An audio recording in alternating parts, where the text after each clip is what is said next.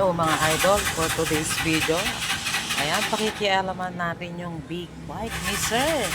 Ayan, nagpapalit tayo ng sprocket set. Ayan, si Inday, pinakialaman yung kadena.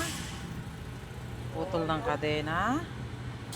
Ayan, medyo mahirap siya kasi matigas yung kadena.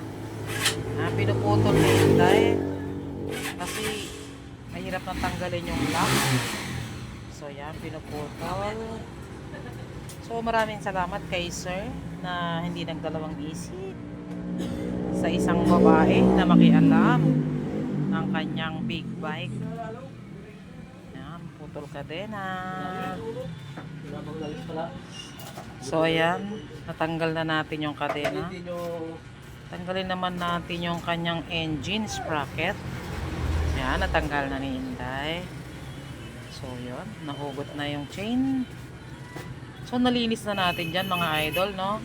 Yan, ilagay na natin yung engine sprocket nya. Yan, hinugasan yung lock, yung tornilyo. Yan, kamayin muna para ma-lost thread. Yan, so higpit, for the higpit si Inday. Yan yung kanyang new chain.